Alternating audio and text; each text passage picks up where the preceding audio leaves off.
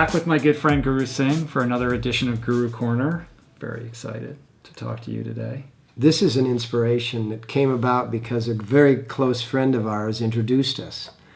And we started talking, and we realized that we could talk a lot because we were having so much of an enthusiastic experience in discussing various things.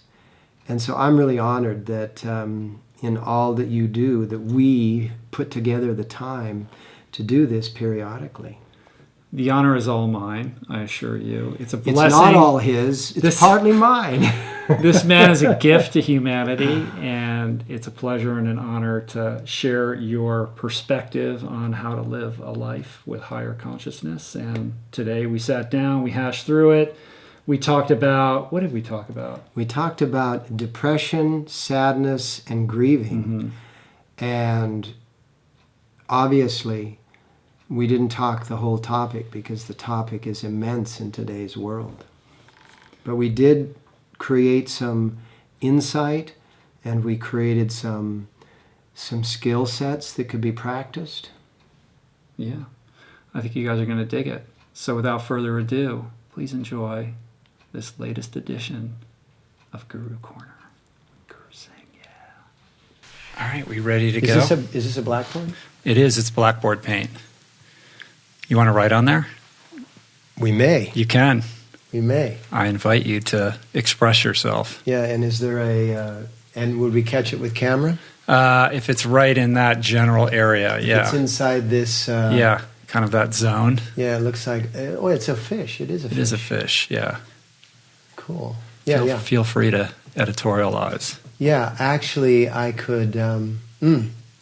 good, because I can use the dorsal as an explanation of something. Okay. Yeah. Cool. Well, you ready to go? We are. We're rolling. We're rolling. Good to see you, my friend. No clap. No clap. We're just in it. We're in it, man. Great to have you out here. You're looking as stylish as ever, of course. And love to see the smile on your face. So let's just open it up, man. How are you doing? What's going on? Doing very well. You know, it's interesting. You hear about all that's going on, you know, in your world, in the world, you know, and then you look down at your dog or your cat, and they're just cool. Yeah. And so I look down and I go, oh, everything must be cool, because they're just going lunchtime, dinner time, you know. It's like, we're good. Could we live so simply? Yeah, well, future would probably be that simple when we learn, because I love to make up words. We've complexified the world for the purpose of selling products into it, right? Yeah. And this is what causes a great deal of the malaise of the current moment, right? Depression and grief and sadness and all of that, because people don't necessarily get what they consider their fair share of the deal.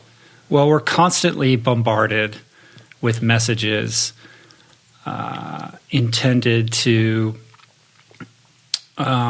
convince us that happiness lie in the next purchase, in the luxurious item, in the fancy vacation, in the new car, in the nice watch, all of these things. And when you intuit that from birth, and you find yourself unable to access those items, it's no mystery why it makes people angry or upset. And when they start to believe that someone else may be taking their items away, then we start to become bigots. We start to have attitudes towards those who are maybe willing to do things that we're not willing to do. And hence this whole process that we're going through right now with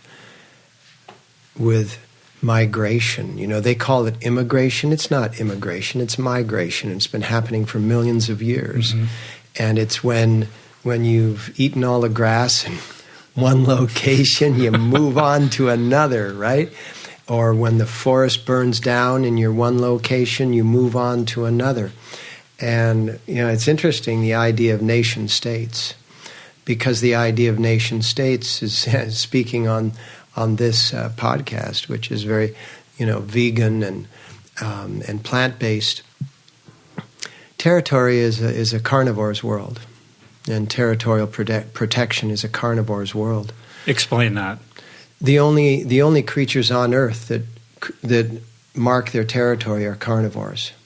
Every other creature is a grazer and welcomes others to graze with. So the herd mentality of the cloven hooves, as opposed to the claw mentality of the padded hooves, is an interesting phenomenon. And human beings, went through a transition because of the ice ages from plant mainly based, right, to carnivore, because they couldn't find the foods that they were capable of digesting, so they ate the creatures that ate the food that they couldn't digest.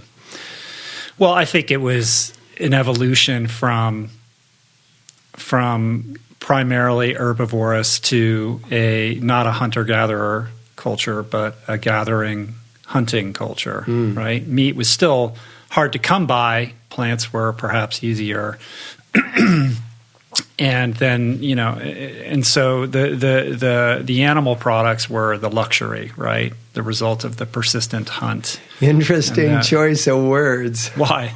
The luxury. Luxury, right? Yeah, well, to this day, it's still considered a luxury. And when you see the rise of the middle class in China and in India with sections of those cultures coming into disposable income for the very first time, there's a sense of entitlement, like, okay, now we can eat these products that have been traditionally the purview of the well-to-do. And then you introduce all the fast food restaurants, and meat consumption is skyrocketing in those populations as a result. Yeah. And it's all just a fantasy, because the biology tells us to do differently. And, herbivores have a digestive tract that is 5 times the height or length, and carnivores have a digestive tract that is 1.5 times the height or length. And we obviously have the longest digestive tract, because it's that incredible formation within the small intestine, which is, they say that they'll be able to perhaps reproduce every organ on the body except for the small intestine, because it's so complex that nothing they can't figure it out, and how to print it, 3D print or whatever they're going to do. The idea that we have this elongated system in order to break down plant-based proteins and formulate the animal-based proteins is a fact that we should pay attention to. But back to the idea of this this constant, which you were saying, this constant need to access the luxuries, and the putting of the happiness and the fulfillment on the outside of us is coming to a screeching halt, because as we have mined the planet and extracted so much from underneath, if you look at the planet as a living body, I mean, we're going down there and we're pulling out some of the planet's deepest organ and glandular systems processes. I mean, the oil is deep in the earth, really, really deep in the earth. And there are some jewelers around the world that work with what they call ripe gold, and that's gold that has actually come to the surface and usually appears in riverbeds in the form of gold nuggets. And they say that the gold that is being mined and leached through the chemicals that they leach the gold ore through in order to come out with something that is of value, that gold energetically, vibrationally, is unfit for humans to wear. So why is that? Because it's not ripe yet. It's like eating unripe fruit. If we were to take our entire view of what is happening on Earth and realize that we're just the fleas that are on the body of the Earth, then the same thing that's going on within our body, just like the same thing that goes on within the body of a flea, is going on inside of the host's body. So the planet Earth, a living creature, fully invigorated, we're carving into it. We're sticking, it's like we're these gigantic mosquitoes with these long snouts, sucking some of the deep fluids out of this creature and burning them on the surface. Yeah. Well, you can kind of understand the argument why we do that for oil, because it serves a purpose that fuels, the necessities of living this modern life. But when you think about things like diamonds and gold, it's preposterous. Yeah. I mean, you realize like how silly and infantile the human brain is, that it sees this thing that shines a certain way and decides that this is to be coveted. It's like continuing, it's completely bizarre. I know. And to think that has value and that we should be on a gold standard or a silver standard or what have you is bizarre. But going back to your you can understand, you said, you can understand why we, drill deeply into the earth, to pull out. It's the same as a mosquito. The mosquito sticks that needle deeply into your vein to suck out something that it feels it rightfully deserves. I mean, it doesn't go to your body and say, okay, I'm going to do this. I know it's illegal, but I'm going to do it. No, for its life, it knows that it's okay. For our life, I'm just waiting for the earth to scratch, because smack us. Exactly. Well, it's starting to. It's rearing its hand. It's getting ready for it, I think. Yeah, the metaphor of its rearing its ugly head is not an appropriate metaphor at that point. It is getting ready. Look what's happening on Hawaii with the gushing of the volcano, the hurricane that just went by. Some people said they couldn't believe it. There were floods coming down the street at the same time that there were buildings on fire from the volcano. Yeah, it's truly apocalyptic. It looks like, what is that, Blade Runner? Yeah. Well, in Hawaii, with it occurring right in the midst of this like development, there's like homes all over the place, and the earth is just literally erupting. And it makes you realize that we really are, a tiny mosquito, that we're utterly powerless. Absolutely. And we take for granted this planet that we live on, and we believe that it's in some sort of status quo, that it's static, that it will always be the way that it is. And it only takes a little ripple like that to remind us of how small we are. And I think, whether there was an evolutionary purpose served by it or not, we're unable to really appreciate time in a way that allows us to proceed with a little more humility, a little more light-footed in how we kind of traverse this blue spinning orb that we're all in. You said a phrase that is commonly used, this planet that is here to serve us, and then we reverse that phrase and say that we're here to also serve it, and in that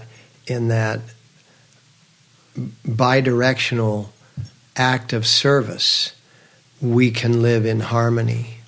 But when we're taking more from the planet than we are returning to the planet, that's when we start to live outside of that orchestrated harmony that nature has found so common.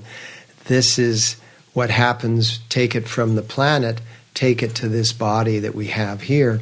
When we're pulling more out of the body, when we're depleting the body, then and not investing into the body, that's when we get to this place of depression. Because think about the word depression. Depression in meteorology is when you have a low pressure area and a high pressure area. And so depression within our somatic being, within our physical being, within our psycho-emotional being, is just that we have less pressure inside than is outside. And because of what we've just been describing thus far, it's a high-pressure existence on this planet right now. And if we don't find the ways of exuding the same kind of impression, we will be depressed. So if we're not able to impress, we will become depressed. And some of this is genetic. You learn it through your cellular structure, or because genetics follows closely with the social structure of families, we learn it by mimicking our family around us. Then we learn it from friends. Then we learn it from all kinds of ways that we perhaps don't have the right to impress as much. And over years and years of this, it compounds to the point of where depression literally feels like what happened to me in Old Mexico, where I was, for the sake of going through a rite of passage, I was buried alive. And the sensation of not being able to move is a phenomenon that is only known to those who have been buried under earthquake rubble, who have been, buried alive.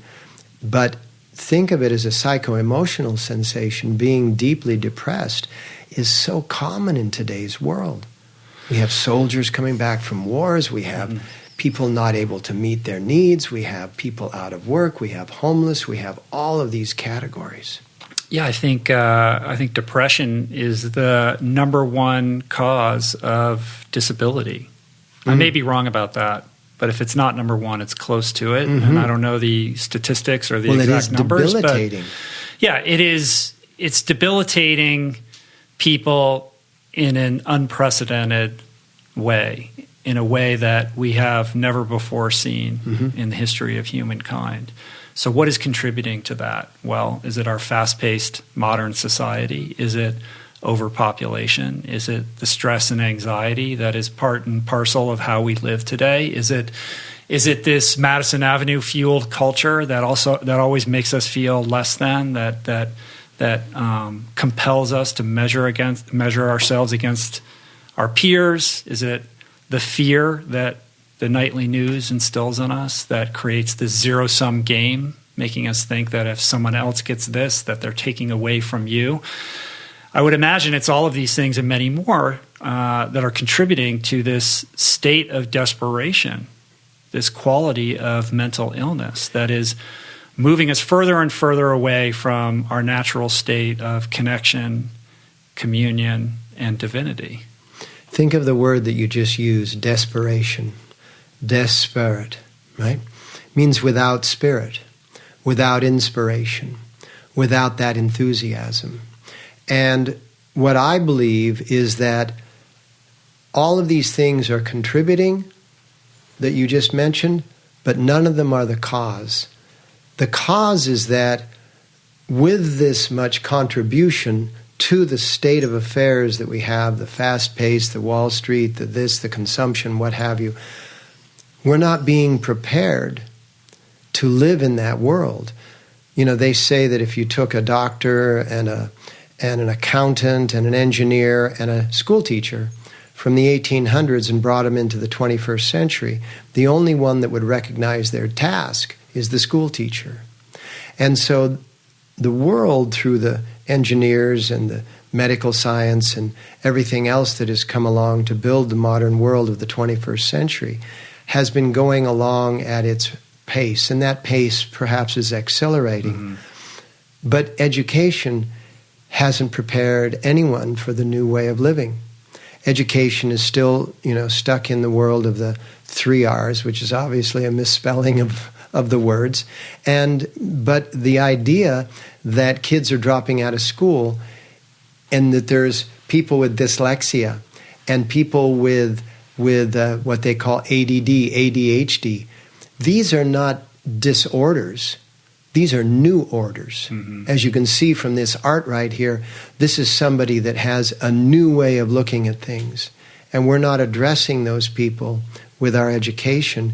And consequently, people are coming out into the world completely unprepared for the world. And therefore, the world has more pressure than they do, and therefore they become depressed. Yeah. Well, a couple observations. First of all, I think that's beginning to change. We're seeing more and more people deciding not to go to college, for one thing. And I think it was just last week that Google and at least one or two other of the huge tech companies came out and said, we're no longer requiring a college diploma for applications for employment. I mean, that's a huge change when you think about that. They're basically decoupling that nexus that has always existed between higher education and upward mobility, which I think is fascinating. That is a good one, isn't it? But you're absolutely correct. And I think the pace, the accelerated pace with which culture, society is advancing, is changing, is evolving, is so outpacing our evolutionary ability to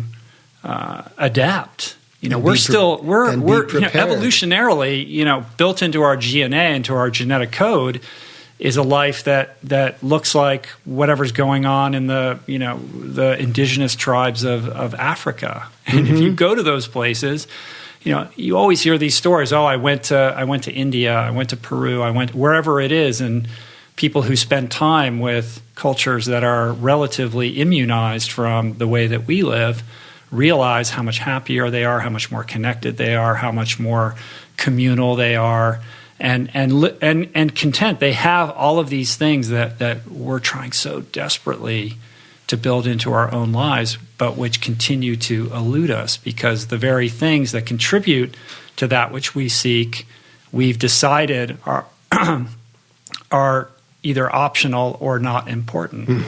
Even after having that experience, we may have that epiphany, and yet after returning to our lives, we slowly sort of return to how we're always living, and we fail to make those changes that would allow us to experience life in the way these people are. One of the things that education doesn't educate is the emotional body. We get some physical activity. When you said people are choosing not to go to college, I thought to myself, people are choosing not to go to football games. Because the big deal about colleges now is football stadiums that cost $100 million, and it's all about the ranking of football, it's the ranking of basketball, it's March Madness, and all of these things, and these higher educational facilities have been co-opted into this whole spectator sport adventure, and have not really kept up with the times. Consequently, people that are really brilliant don't find any reason for themselves to be in that environment. But going back to that sense of not educating the emotional body, think about these. Depression has a value because when you're depressed, you can go into some pretty deep places, some pretty dark places. And when you go into those places with the sense of, let me explore rather than, let me feel horrible, those deep places can find character, can find parts of your being that are able to come forward that would never be noticed if you were just giddy and happy all the time. And the same thing with good grief, right? Grieving, sadness, grief. These are also valuable moments, but they're not moments that we should use if we want to go back to the idea of a diet. We shouldn't use them as entrees. We should use them as, maybe spices or maybe, side dishes to the main course. The main course, our focus on becoming enthusiastic, becoming inspired, becoming fulfilled. That's our main course, with side courses that are, either warning signs or augmenting components, like salt augments the food. So depression and grief and sadness are all things that when they come upon us, we should go into fully but giving ourselves the space. I'm going to take a sick day because I'm feeling really sad, and let me go into this sadness. Let me process this sadness. Let me gain the messaging from this sadness, just as if I was to take a sick day because I've got the flu.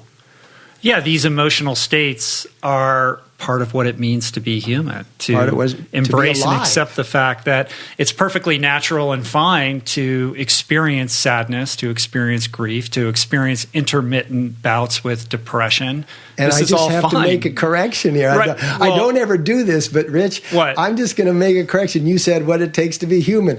I saw your dog be sad in a moment because he couldn't come in here and hang out with us. I know.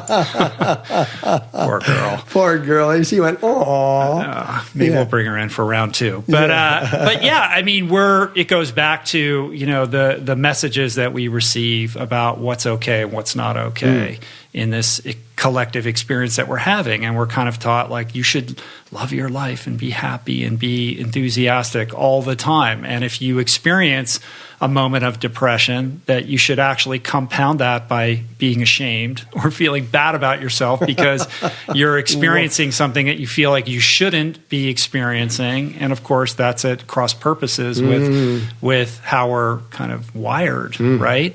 But I think there is a difference between that sine wave of emotional experience that we all have versus chronic states of depression. And that's really kind of what I'm focused on, is this incredible increase in persistent chronic states of depression that people are experiencing. And whether that, and you were saying like that you disagreed with me about what the cause of that is, but I want to go a little bit deeper. No, I said I agreed with you. They're all that they part were of the part of the equation, right. But that the cause was that we're not prepared. Mm-hmm. Think about chronic. What about chronic flu? That you go through a winter and you get it, you seem to be well, you go out and do something energetically, you get a relapse. You get it, you go through it, you seem to be well, you go out and do something energetically, you get a relapse. What's not happening? What is not happening is that there's not a full forced cure. So if I'm to go into my flu or if I'm to go into my depression and I can fully experience the experience, as the Buddha said, anything fully experienced, any of the emotions fully experienced will ultimately become its base factor, which is joy. Because going in, and I've been depressed, we've all been depressed. The difference between someone who has the awareness or the knowledge when that depression comes on is the same as when someone has the awareness or the knowledge. You just passed the frog. When the flu comes on, if you can go into and fully work with that flu germ and get it so that it's completely removed from the body after you've gone through the cycle. It's the same way with depression, with sadness, with other things, with grief, etc. Think about the grief of people dying. I've had 3 or 4 people just recently reach out to me because someone very, very dear to them has passed away. And that idea of shame, that you need to grieve in private, or that you should wear dark glasses at a funeral so to hide the tears that are rolling down your face. All of this is exactly what you were saying, that crossed purposes, that shame for sadness, shame for depression, shame for grief is something that we need to remove through education. We need to inform people that their grief is good, that their sadness is a value, and that their depression has some message. And just like the flu, if you give yourself the opportunity to go through that cycle that you were just mentioning, then it won't become chronic depression. It will become deep depression, maybe even deeper than the cycles of chronic depression, but it will be fully experienced and then relieved from the psycho-emotional body. Right. So in other words, what you're saying is if somebody is experiencing a depressive state, that there is something built into that, like a teachable moment, something to be learned, if you fully embrace it, if you just allow yourself to get swallowed up in it, I suppose, for lack of a better word, to really feel it rather than resist it and try to kind of surf the wave and learn what is trying to be spoken to you. Through that, whatever message is trying to be conveyed is a trajectory out of it. Right. But I'm imagining somebody who maybe is listening to this or watching this who is thinking, I've had chronic depression my whole life, or I'm a manic depressive, or I've been battling this since I was a child, constantly in pain. I've tried to understand, I've done everything, I've tried to do everything, and it's just, this is how I'm wired. I need to be medicated for this. And feeling defensive at what you're saying. Like I could see that being provocative for somebody who suffers. And so I would say that do not take my words as being absolute, or even that they're my absolute perspective. There are so many contributing factors to sadness, grief, depression, and all of those emotions. And some of them are genetic. Some of them are truly biological and chemical. To be able to take medication is important in today's world. We have evolved to have those kinds of substances that we can take to help balance out chemistries. But I would say to the audience, to just take the medication is going to resolve symptom, but it's not necessarily going to disrupt source. And so what you want to do is you don't want to be overwhelmed by the symptom.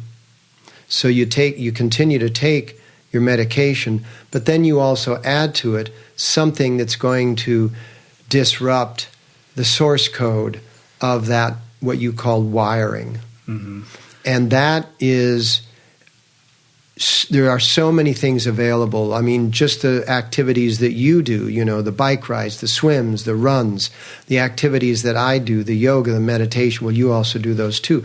And these are all things, the long walks on the beach, the conversations with loved ones, the other things that we can do to help to rewire that network. And if the network is biological, if it's inherited from your parents, if it's inherited through your bloodline, you're going to have to do more work.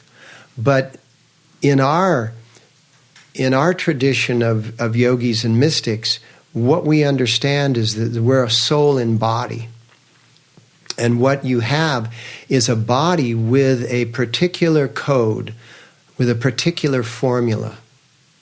And the body that I'm in, or the body that one of our listeners are in, viewers are in, may be a body that is prone towards sadness, grief, depression.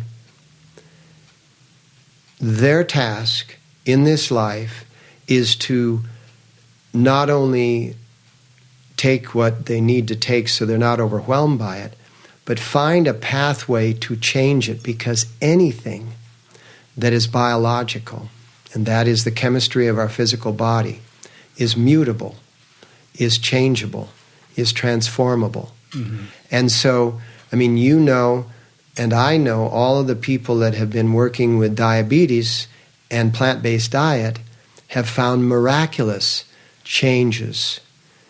People would never believe 10 years ago, 20 years ago, that diabetes could be assisted by a change in diet. Yeah, it's a shift in our perception of agency over our lives. Like, we never were taught that. I love that word, by the way. Agency. Agency. Yeah, the idea that we actually can exert some control in how we live our lives and what we eat, how we move, how we interact with other people is a new concept for a lot of people who have been taught from birth that we should divest ourselves of that agency and vest it in the hands of the professionals. Mm-hmm. So when we feel depressed and we go to the shrink, and after one session they prescribe a medication, we say, well, that's the professional and that's what we should do. And I would agree with you that medication has its place and its purpose. These are miracles of Western culture that we've developed to treat these conditions. But I would say that systemically, our approach has gone too far in that we're so quick to medicate. Mm-hmm. We over-medicate. We medicate first, and then the real work of unpacking what is contributing to this and how we can confront it and ultimately overcome or transcend it gets pushed to the side. So just like we're treating chronic health conditions with drugs that deal with the symptoms but not the underlying causes, I would say that we default to that same approach with respect to mental illness and disease in so many ways. And I say this with the caveat that I'm not chronically depressed, and I've never had to take an SSRI, is that what they're called? A medication for any kind of mental disorder or depression. So I can't speak from experience. Mm-hmm. But just observationally, to know that so many people, I mean, how many people do you know that are on one or more of these types of medications? I mean, it's endemic. That we need a new way of confronting this, because the incidence of depression is only on the rise. And as we know, like, these medications seem to work, or they work with some of the symptomology, but then they either stop working, or you got to change the medication, then you got to take a new medication for the side effects of the first one, and it's ad infinitum. There's a guy called I'm interested in whether you're familiar with this guy, Johann Hari, who wrote a book called Lost Connections. I'm trying to get him on the podcast, but this is an amazing book that really takes a really hard, deep look at this depression problem and what is contributing to it. And what's fascinating is that he is noticing the same things that somebody like Dan Buettner has noticed in the blue zone cultures that live the longest and are the happiest.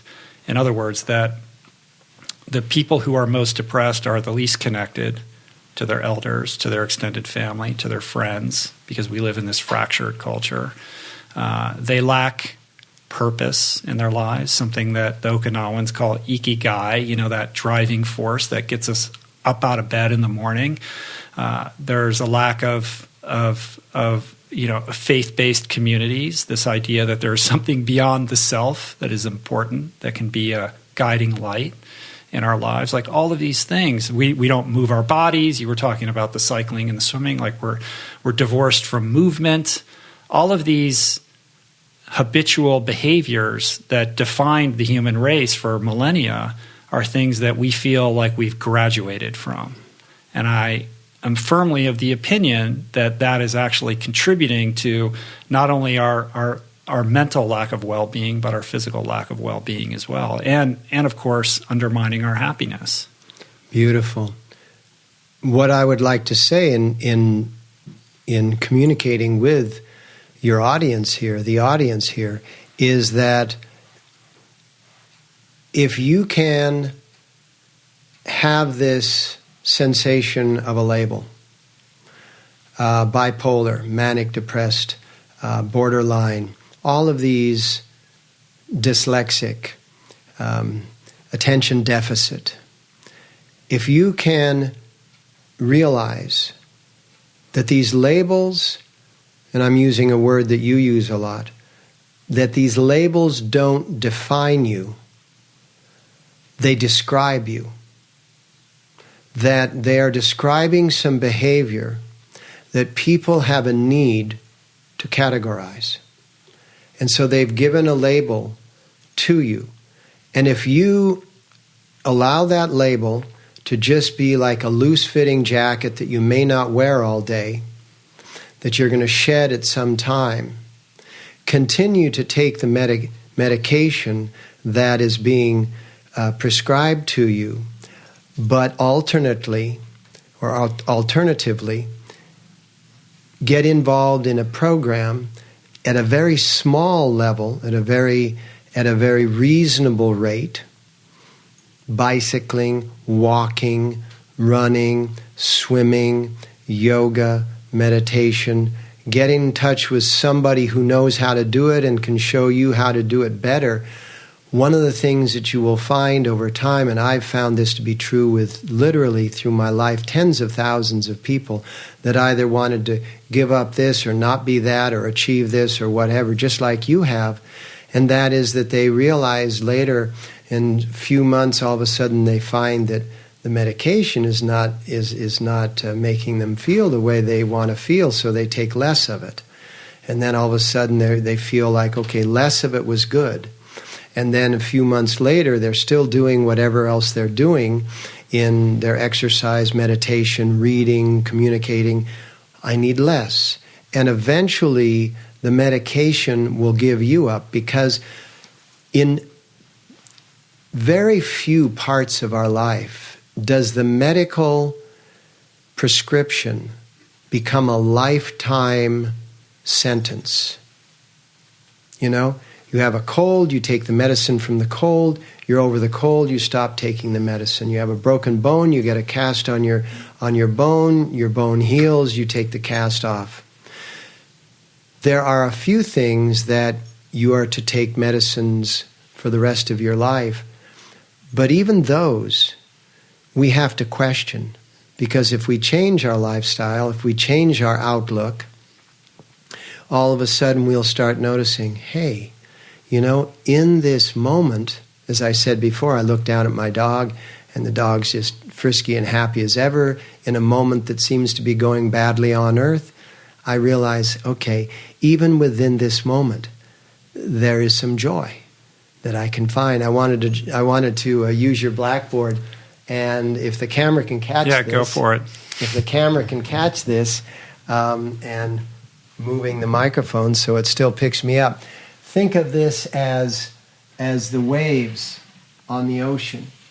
For those listening and not on YouTube, he's drawing on our blackboard right now. So for those who are just listening, you can erase that and like draw a diagram. Go on YouTube. Your PowerPoint. Yeah. Where is the eraser? Oh, do we have a towel? Can you grab like one of those towels? There. Yeah. Just the towel. You don't need the solvent or whatever. Thanks. So the thing that causes the wave out in the ocean to be this wave that is breaking up at the beach is the fact that the water has become shallow. And out here the water is deep, and in here the water is shallow. And if we can take away the idea that shallow is a derogatory statement and just say, maybe it's just a geometry, maybe it's just a way of working with the moment. When we're shallow, our moments break up. Mm-hmm. And if they're constantly breaking up, we're going to be depressed, because we can't get a sense of everything. Confusion, depression, sadness, grief, all of these things just start whirling around, and we don't feel that fulfillment. So what you need to do is you need to go deep, and you got to swim out to the deep water. You got to swim out to the deep water. Yeah. You got to put yourself through a pace that you do consistently, that I do consistently, each in our own ways, that is causing us to go deeper. Mm-hmm. So for people that are listening, you drew this diagram up there of waves with the sort of bottom of the sea getting gradually less deep. So in the shallow waters where the waves are breaking, there's a lot of tumult. There's a lot of disruption. Yeah, exactly. And if you're living in that tumult, and that's what depression is. Depression is sometimes a protection from living in that tumult and that constant irregularity and confusion, and you just go kind of like into the numb state, and you're depressed, and you can hold on to it for a long period of time as a protective mechanism. But if you did something like you went for a good run, and you started breathing and got your blood moving, went for a good bike ride, went for a good swim, went for a deep yoga stretch, went into anything that's physical, because I wouldn't think that in this state you're going to be jumping into meditation and being able to gain a lot from it. But anything that you can go into that's physical, do Pilates, do a spin, do aerobics, do whatever, and you will find that eventually you're facing the same situation, but it's not appearing the same. And appearances are very deceiving. What do you mean doesn't appear the same? Every moment has, well, let me go back into Scripture. Every moment has a cycle. And in the moment, in this cycle, you can experience anything from the devotional attitudes to the commotional attitudes to the deeper depression attitudes to the determination attitudes, right? The determination attitudes are those things like, determination, struggle, hard work, effort. The dark emotionals are the fears, the rages, the angers, the depressions, the sadnesses. The commotions are the chaos, the tumult, the confusion, and all of those.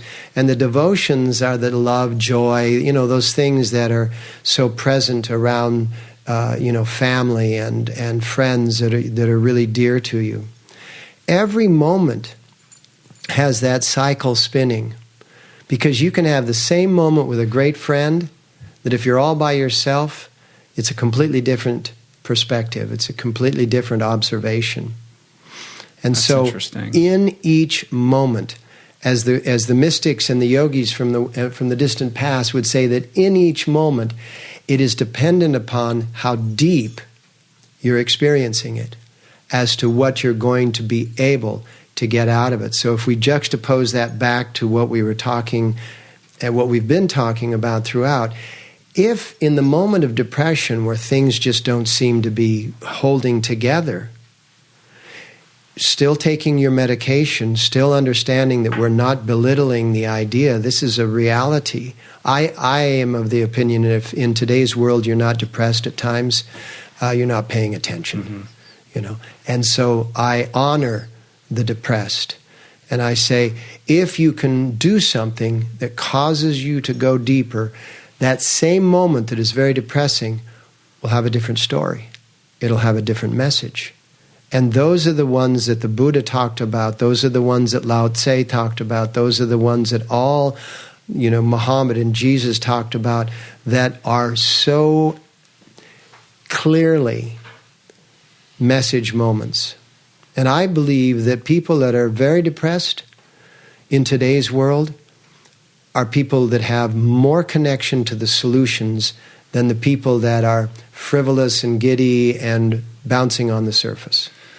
Right. Well, certainly there's an argument that they're more sensitive. Because like you said, if you're paying attention and you're not experiencing depression periodically, then, you need to pay attention more. There's plenty to be depressed about. There you go. And somebody who is naturally a little more sensitive or even more empathetic than the average human being is probably more prone to a depressive state than somebody who immunizes themselves from that and just bounces along thinking everything's hunky-dory all the time. And it goes I back, grant you that. And it goes back to what you were saying, is how humans have trained themselves over the years, to feel shame under certain depths, the depth of depression. You feel shame because you're this.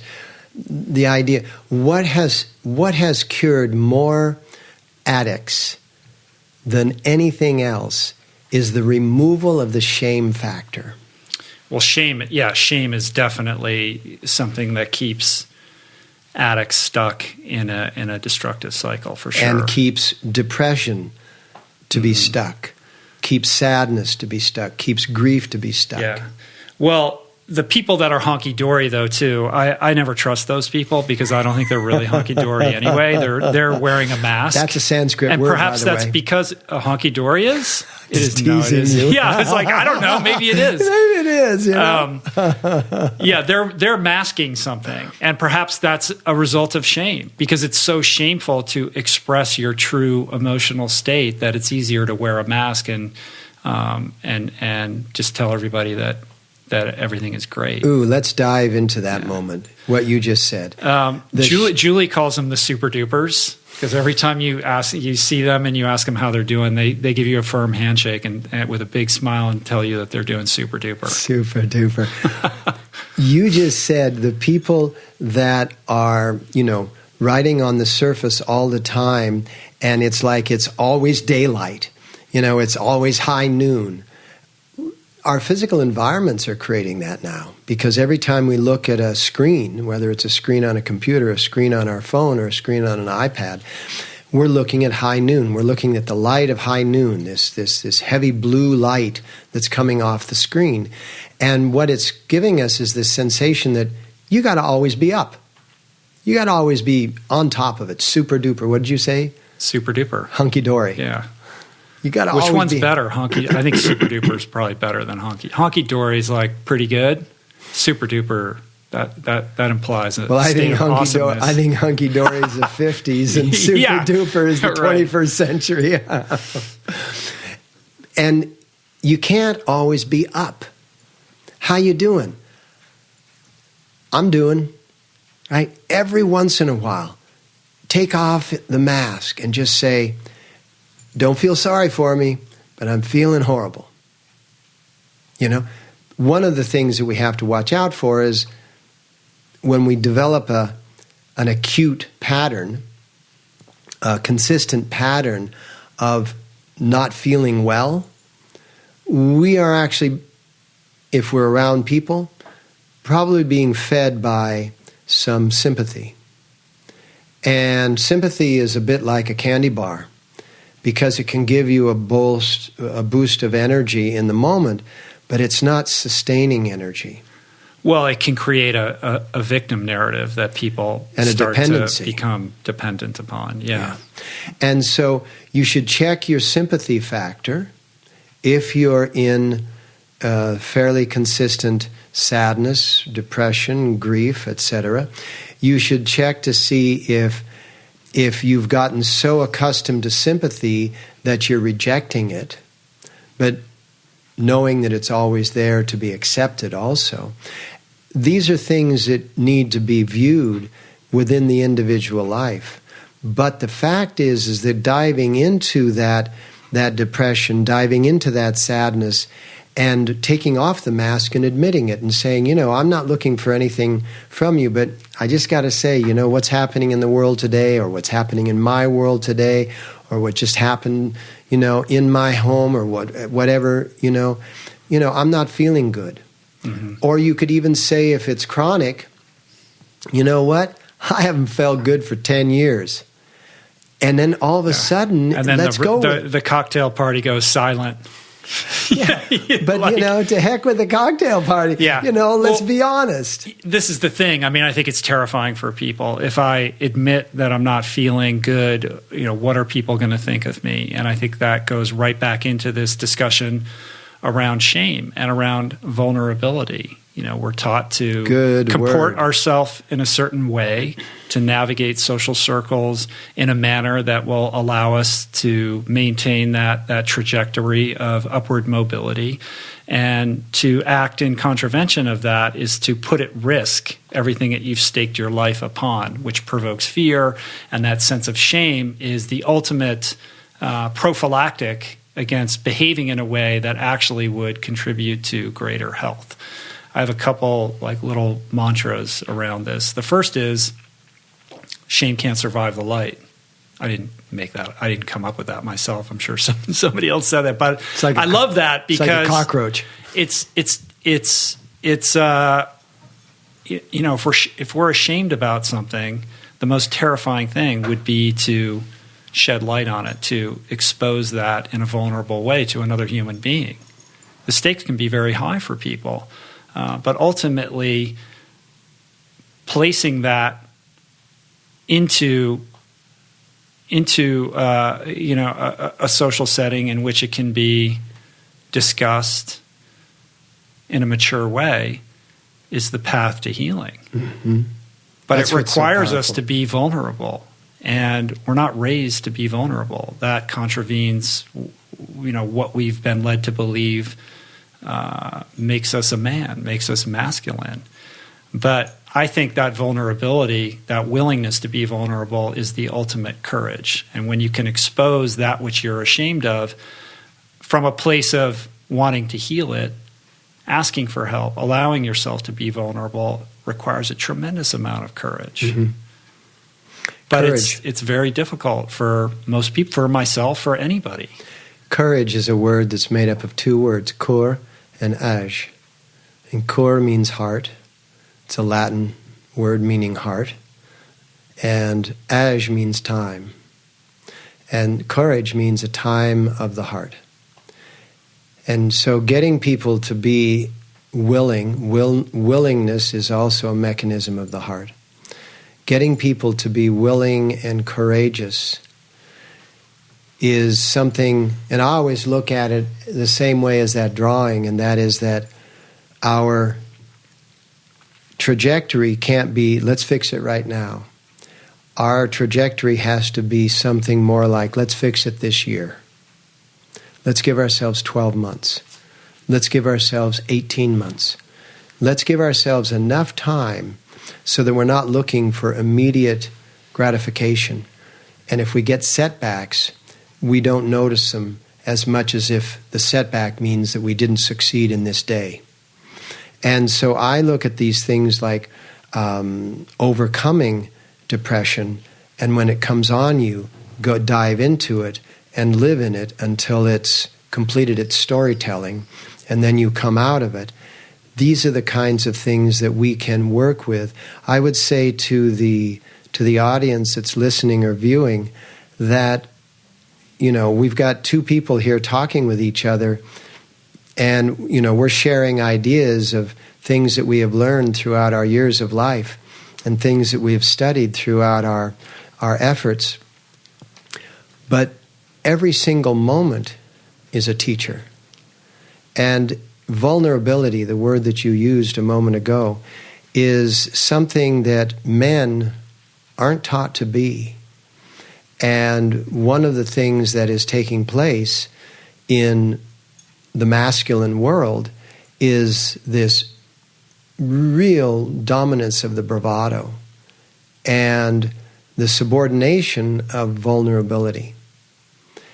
And so men that are listening to this podcast, as well as women, have to find groups that are safe arenas in which they can expose the things that are true. 12-step programs are famous for that. Men's groups, women's groups are famous for that. Reach out there and find some way. I just came back we have a men's camp in Canada every August, and I just came back from teaching at that. We live together for a week at a Boy Scout camp, and we all eat together. It's vegan. It's very high energy, but people come into that with a lot of baggage that they don't leave with, because in those circles that are completely safe, which you can find, throughout the world, you can find those kinds of circles that you can relate. You can take off your mask. You can become vulnerable in that moment. You can start practicing. You don't necessarily have to take it out on the big stage of your life and suddenly be vulnerable in the midst of everybody that you've been completely shielded from for a long time. But coming out in vulnerability in safe settings, learning what are the muscles, what's the coordination that it takes to be vulnerable in a moment. And then you can also practice it when you're on your own or when you're with those close, intimate relationships of yours, and start being more vulnerable. Mm-hmm. Start allowing people in when you're feeling sadness, when you're feeling grief, when you're feeling depression, so that you can have assistance in the exploration. That's how you heal. That's how you overcome all of the the baggage that we carry around. I mean, in addition to not being taught the value of vulnerability, as men, we're also taught to be self-sufficient. In other words, asking for help is a weakness. That's a vulnerability that's unacceptable. And I could tell you that when I was struggling with alcohol and just could not stop drinking, I was adamant that I, on my own, would be able to find a solution to this problem. And I absolutely refused to ask for help because I believed that I could handle it and that the manly way forward was just to handle your shit, man. Like, sort it out. You don't need to dump it on somebody else and make it their problem. That's weakness. Strength is cleaning house on your own. And as long as I proceeded with that mentality, that hole that I was digging just got deeper and deeper and deeper until the pain was so great that everybody who was saying, will you please ask for help? Will you please ask for help? I finally had no other choice but to do just that. And I can tell you that was incredibly painful because it cut across everything that I thought made me who I was, which was this self-sufficient person. I had imagined that every success that I had in my life was a result of my ability to buckle down and work hard and get it done. And I could not understand why that mentality couldn't solve this problem. But ultimately, I sit here across from you today because I like to say it was because of courage, but it wasn't. It was because I was so broken and I had no other avenue of recourse. But it was that act of asking for help, of surrender, of raising my hands and saying, I can't do this anymore. I don't know how to solve this problem. Can you please help me? Beautiful. It's a vulnerable act, and it took a lot of courage to do that, and it was terrifying, and I felt very ashamed. All of the emotions that we're discussing here today, but that was the first step in addressing this problem that ultimately was going to kill me. And in that experience, I was able to find a way to get sober, to stay sober. And that's why I feel so strongly about this, that we need to imagine what it means to be a man, what it means to be strong, and really embrace the fact that vulnerability is courage, that asking for help is not a weakness. And I say that because millions and millions of not just men, but people are suffering tremendously all over the world, and they're stuck in situations that could be redressed. People who are harboring conditions that could be healed, but they're not availing themselves of the solution because they're afraid to ask for help, because that feels like weakness.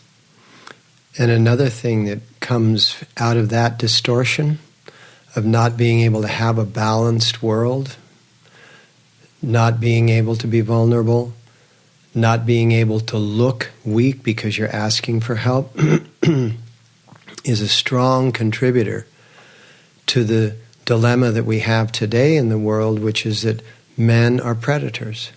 They're sexual predators. They're power predators. They take advantage of other people, whether they're sexually oriented or territorially oriented. The world is a predatory place. And this is not going to bring about inner peace or world peace or any kind of peace. It's not going to bring about anything. I loved hearing what you were saying, is that, it came out of being broken, but what came out of being broken was that there was no alternative but to be courageous, but to be vulnerable. And if we could get the listeners and the viewers to understand, as we're talking about sadness and grief and depression, that, these too are addictive behaviors. These too are familiarities. A lot of the things that we're dealing with in this cycle of behavior is that we move towards the familiar, so that if you have been chronically depressed, if you have been chronically sad or grieving, it's a familiarity. And just like you were saying, you felt that if what was familiar to you, and I loved what you were saying, what was familiar to you was that I have to be strong and I have to do this by myself, otherwise my whole image shatters and I can't live in a shattered image. These people that are listening and viewing this show have to understand that it's okay to let the image shatter, but to do it in a safe location. Don't just do it, out there in the public view, because the public isn't ready to view it. The public isn't ready to respond to it. And it may only compound your shame. It may only compound your sense of inadequacy. So we would be we would be fortunate to recommend that, just like what you've been through, and I really respect your journey, that the people that are listening that may be in a chronic state of depression, that these are not unlike alcoholism, they're not unlike, drug addiction. It's a habit, it's a pattern. It has an emotional component, it has a mental component, it has a physical component. People get very accustomed to being who they are. And if it's only medicine that is going to help them, one has to understand that medicine's main effort is to, and it's a compassionate effort. I'm not ridiculing it in any way. Its main effort is to remove the symptom, because the symptom is so painful. Mm-hmm. But if the core problem is your identity, you have a larger mountain to climb. Correct. We become so habituated to our sense of who we are, to our identities. And if you are suffering, whether it's alcoholism or from some other kind of mental or emotional disease, and I say that like dis-ease, a sense of a lack of ease in your life, then I would challenge you to call into question that sense of self that you're clinging to so strongly. Beautiful. How's that working out for you? Mm. And the fear that you have around letting go of that actually is the key that can unlock the door to rebuilding a new identity that will serve you in a much healthier way. And I respect the fact that that's terrifying, because I know what that's like to be in that place. But to understand that consciousness is larger than this narrative that you've sown around who you are, and that we all have the ability to grow and transcend whatever is currently holding us back. That is complete. I think we did our first hour of Guru Corner, man. How do you feel? I feel great. Is it good? It's great. All right, man. Let's take a break and come back for round 2. All right. All right, my friend. That was such a great summary of the whole thing. Now I want you to read this painting. Just say peace and plants. Yes, peace and plants. Cool.